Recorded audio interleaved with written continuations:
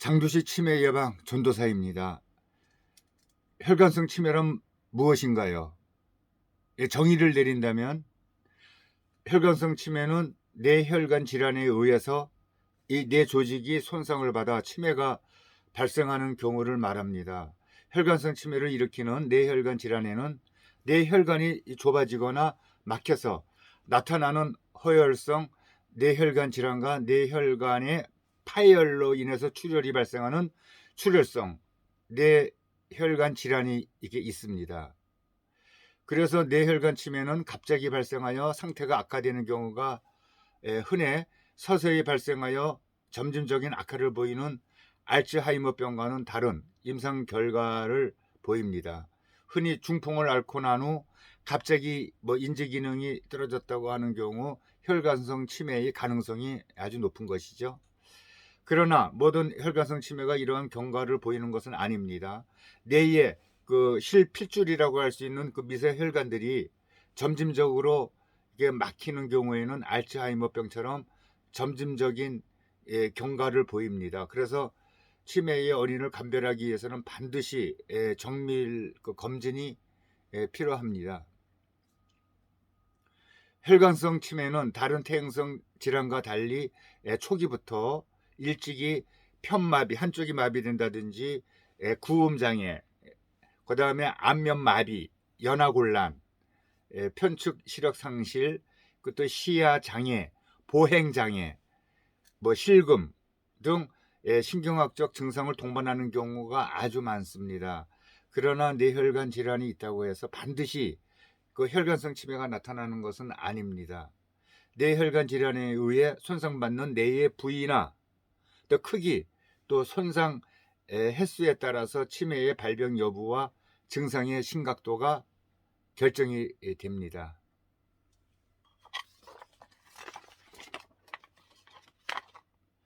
그러면은 또 기타 치매의 원인 질환들을 또 살펴보겠습니다.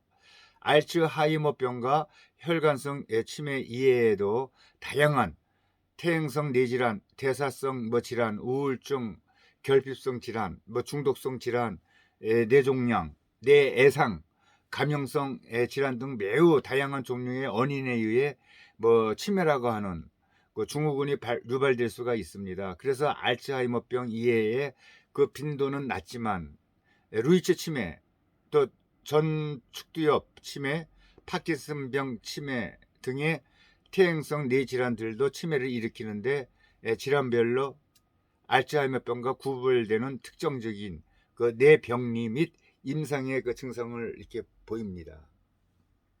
그 루이츠 치매에 대해서 알아보면요, 그 뇌 조직에서 루이츠라는 그 조직병리 소견이 강범하게 나타나는 퇴행성 뇌질환으로 주로 60대 이후에 발생합니다. 예전에는 드문 병으로 생각이 되었지만 최근 검사가 발전함에 따라서 전체 치매 원인의 약 10%를 차지할 정도로 많은 것으로 또 지금 알려지고 있습니다. 임상 증상으로는 환자가 자세히 묘사할 수 있을 정도의 생생한 한시, 인지 기능의 악화와 또 호전되고 그런 그 반복, 또 파킨슨병과 유사한 운동 기능 이상 등이 특징적으로 나타나며 이외에도 혼돈이나 그다음에 심신 증상의 반복, 수명 도중에 꿈 내용을 그대로 행동으로 이렇게 옮기는 렘 수명 행동 장애 등이 자주 이렇게 같이 동반이 됩니다. 또한 다른 퇴행성 뇌질환 등에 비해 상대적으로 우울증이나 망상 등 정신과적 증상도 또 흔하다고 합니다. 전축두엽 치매가 있습니다. 전두 측두엽 치매는 뇌의 앞부분에 해당되는 그 전두엽과 축두엽의 그 양쪽에서 주로 그 병변이 발생하는 퇴행성 뇌질환으로 65세 이전 또는 40대, 50대의 비교적 젊은 이른 나이에 또 발병이 합니다. 이 병에서는 초기부터 주변에 무관심해지거나 충동적인 행동을 보이고 다른 사람들과의 관계에서 이전과 달리 부적절하거나 기이한 행동을 보이는 경우가 많습니다. 그래서 주변 사람들은 기억력은 별로 나빠지지 않는데 그 사람 성격이 너무 변했다고 느끼게 됩니다. 또한 그 언어 장애가 두드러지게 나타나는 경우도 많은데 말수가 줄거나 말뜻을 잘 이해하지 못하는 경우가 생깁니다.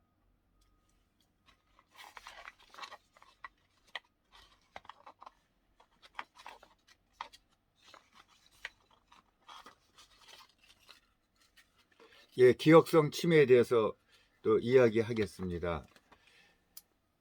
그 기타 치매 원인 질환에서 주목해야 할 점은 이들 중 상당수가 원인 질환의 치료를 통해서 증상 개선이 아닌 완치가 가능하다는 점입니다. 그래서 연구에 따라서 다소 차이를 이렇게 보이기는 하지만 이렇게 완치 가능한 가역성 치매는 실제 전체 치매의 약 10에서 15% 정도를 차지합니다. 완치 가능한 대표적인 치매 원인 질환으로는 갑상선 질환, 갑상선 그 기능 저하증을 비롯한 대사성 질환, 또 비타민 B12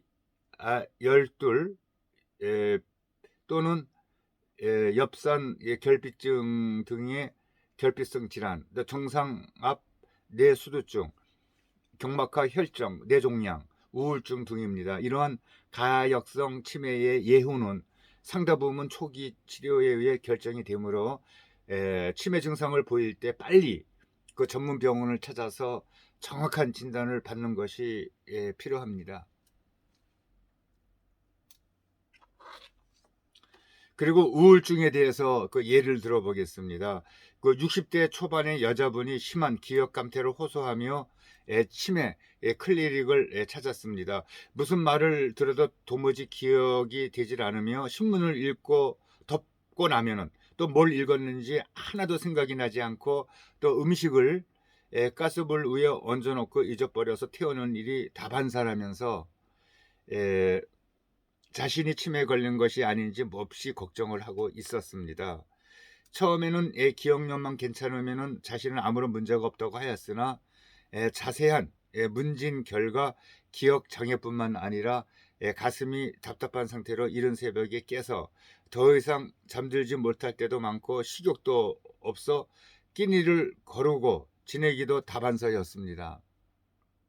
몸도 괴롭고 정신도 흐려지는 것 같으면서 자꾸 비판적인 생각만 들고 손주들이 재롱을 떨어도 별로 웃음이 나질 않았습니다. 인지기능검사를 시행한 결과 집중력이 좀 떨어져 있기는 하였으나 기억력 손상이 심각한 정도는 아니었고 뇌 영상검사, 뭐 MRI 검사겠죠. 그 다음에 혈액검사 등에서도 아무런 문제가 없었습니다. 결국 우울증과 이에 동반한 가성치매로 진단받고 상담 및 항우울제 치료를 받은 뒤 우울증의 여러 증세들이 호전이 되면서 기억 감퇴 증상도 또 사라졌습니다. 친구나 배우자의 사별, 경제적 능력의 상실, 각종 신체 질병에 의한 등 많은 사회적 신체적 변화에 시달리게 되는 노년기는 그 우울증의 그 위험이 그 어느 때보다도 높습니다. 우리나라 노인에게서 우울증 유병률은 약 한 11%에 이르며 치료가 반드시 필요한 주요 우울증만 하더라도 약 7.5%를 차지하는 것으로 또 알려져 있습니다.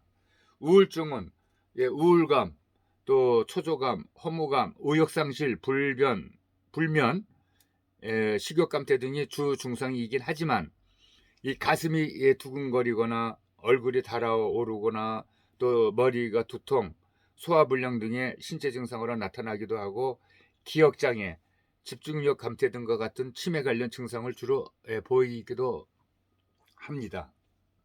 치매를 걱정하면서 병원을 찾은 노인들 중에 상당수는 우울증으로 인한 치매 증상이 있었던 것으로 밝혀지곤 합니다. 과거에는 속에는 다른 병들이 숨어 있는데 겉으로 드러나는 증상이 치매처럼 보인다고 해서 가성치매라는 말로 또 불리기도 했습니다. 가성치매라고 하는 말도 얼마 전까지도 또 있었죠. 지금도 뭐 가성치매라고 이렇게 얘기하는 그 경우도 많이 있습니다. 이러한 사실은 비단 노인들에게만 해당되는 것이 아닙니다. 갱년기를 전후한 중년 여성들의 경우에도 심한 기억력 감퇴를 느낀다면은 한 번쯤 우울증에 의한 치매 증상을 의심을 해볼 필요가 있습니다. 치매에 걸린 것이 아닐까 혼자 걱정만 하고 있지 말고 검진을 받아보는 것이 아주 좋습니다. 우울증에 의한 치매는 치료가 될 수 있는 치매입니다. 그래서 치매를 통해서 삶의 의욕과 함께 기억력도 또 회복하고 그러면은 일석이조가 되겠죠. 따로 없습니다. 일석이조가. 일단 여기까지 하겠습니다.